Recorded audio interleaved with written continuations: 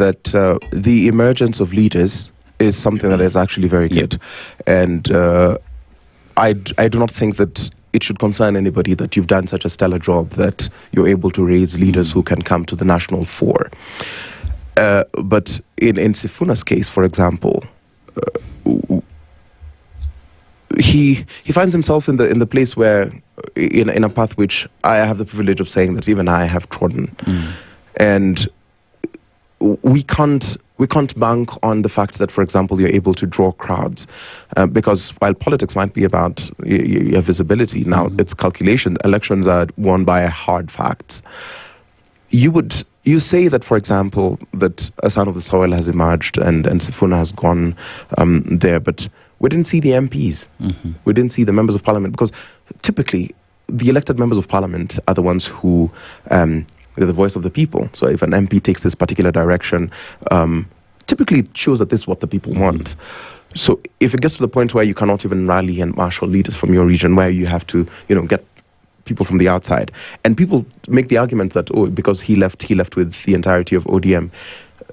The members of parliament that have joined him from ODM are countable. I could count them. They're less than 10. You have Mheshimiwa Babu, Mheshimiwa Kibagendi, Mheshimiwa Onyonka. Who else? Quite literally, you would expect, even Satan, he fell with a third of the angels. And I'm sorry to use this analogy. Wow. For him to be the thing that he is, for him to be the force that we reckon with, he had to fall with a third of the angels in heaven. And the accusations that, the accusations that are leveled against the party, very consistent with the accusations that were leveled against God. But at the very least, you should be able to at least wipe a third of the angels. However, we have seen that you could pull a crowd in Kitengela. Anybody could pull a crowd in Kitengela. Anybody could pull a crowd in Thika. And anybody could pull... If you're just thinking about crowds, it's very easy. And the reason why we would be very confident in our numbers as ODM is, while people... First of all political crowds are mobilized using money. ODM does that? Yes. Okay. ODM pays people to come to... the rallies? To the rallies?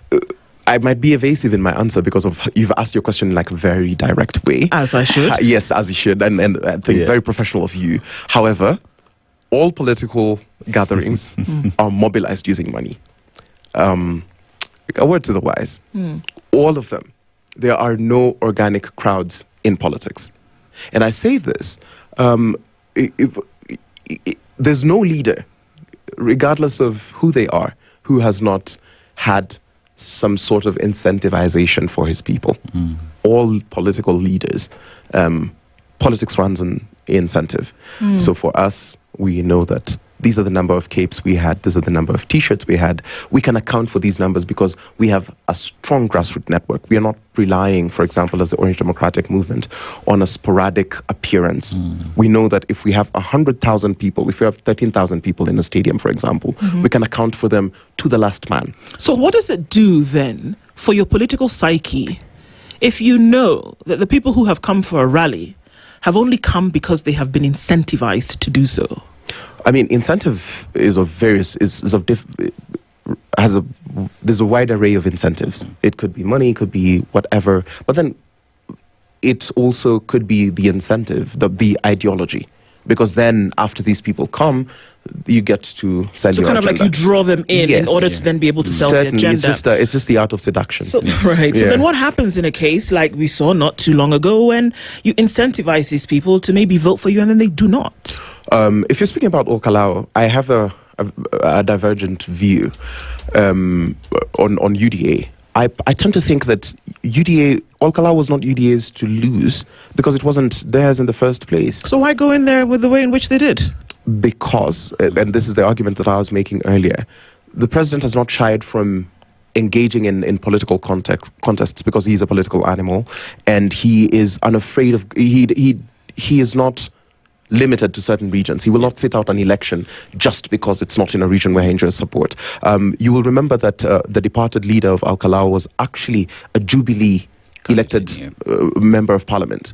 The United Opposition purported that they had agreements, for example in Bere, where they said if a party held a seat or enjoyed support, we will rally behind that particular candidate. And you saw that the Jubilee, for example, withdrew the candidature from Mbere and left it for DP. In All Kalau, they were shortchanged. You would expect that if they truly were a united opposition, they would have thrown their weight behind the Jubilee candidate so that they all have equal strengths. But UDA went in there knowing that, this was not our seat. This is not a seat we would win. Because do you know what it sounds like? It sounds to me